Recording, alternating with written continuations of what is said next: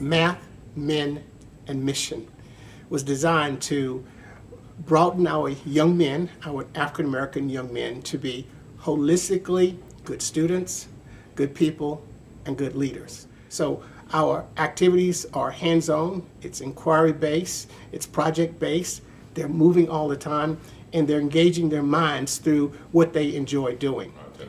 But the strategies that I hope that the students will learn is more about kind of developing process, problem-solving processes, learning procedures, and so we use multiple kind of strategies. I ask the students to draw, I ask the students to act out, I ask the students to use manipulative, to use different tools. The idea is that they're using those different multiple representations, then that they're going to make connection among those representations. We will get up and talk for maybe 2 or 3 minutes and then just kind of let them go, let them figure things out. We do a lot more one-on-one, asking them questions and getting them to kind of reach further. We've also been incorporating a lot of writing, and a lot of our males don't think that they're good at writing, and so there was some resistance, but now they're really starting to see how writing can help them to understand math better. So things like that have really assisted them in reaching their own mathematical potential.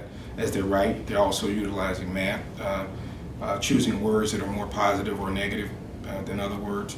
So we intentionally are choosing sentences that may include positive and negative connotations at the same time, or all positive connotation or all negative connotation, and see that there's math involved. And some of the kids say, well, I never looked at it from the point of view of having math involved in my writing, so that's been cool. I don't write on the board that often, but the students write on the board. So in getting their thoughts up on the board gives an opportunity for them to engage with one another. So some students jump in, some students jump out. We can see multiple students handwriting on the board where they're sharing their thinking. And I want to do that because, sharing their thinking is actually a risk-taking event for some of the students. So it gives them the opportunity to kind of be out in the front.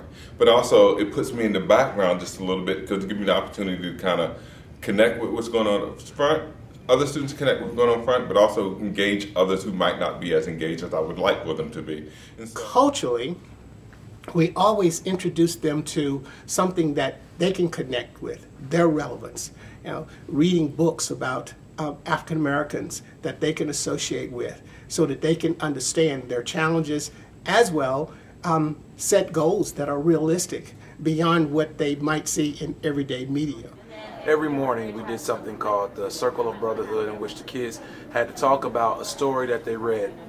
So we were required for them to, while they're sitting in the circle, to have proper posture, to stand and speak straight and correctly when you're speaking in front of the group. Make sure that you're talking in a way in which you are commanding the room, speaking with confidence. And while those things are important, we also were able to show them that you are just as good as everybody else. And when you do talk, you do have the ability to command the room, and when you talk, you can be respected. When we go into places like Sedona Tap House or to the Flaming Walk to go and have etiquette luncheons, for them to be in a fine dining setting, for them to know how to properly use the fork, which fork to use, which knife to use, how to place your napkin over your lap, when to ask for something to drink and when not to, how to conduct yourself and have a meaningful conversation. Those are things that they will learn and be able to take with them for the rest of their lives. And what we're seeing is a solid foundation over the first 6 years of this program, where our MCubed students are becoming the leaders in our high schools. You mentioned Kai Milner, who is a rising senior at Elmore High School. He started this program as a rising sixth grader back in 2009. He has excelled academically. He was somewhat of a shy young man when he first came in, and he's become a leader in his school, vice president of his English Honor Society, vice president of student council. One of the kids in classroom said, well, I really want to do well this year because I want to come back and help out next year. I said, well, if you're going to help out next year, then what's your plan? So he's trying to create a plan, for the next 2 days and for next year, during the course of the school year, so he can come back to help out, because 8th graders, will be disconnected from this program next year. So he was like, I started this program, so this is my program, so I want to come back and help out. I remember talking to one of the little men and saying, well, you're really smart, right? He said, I'm not really that smart. He said, if you weren't smart, you wouldn't be at this camp. I was like, I think I'm just at this camp because my mom made me come. said, no, son, you're smart. He was really shy. He didn't want to talk in front of the group. He would mumble like this when he talks. But by the end of the second week, he's standing tall, shoulders straight, commanding the room and knowing that, yes, I am smart. I think critically, I think analytically, and I can do the work. And, what more could you ask for?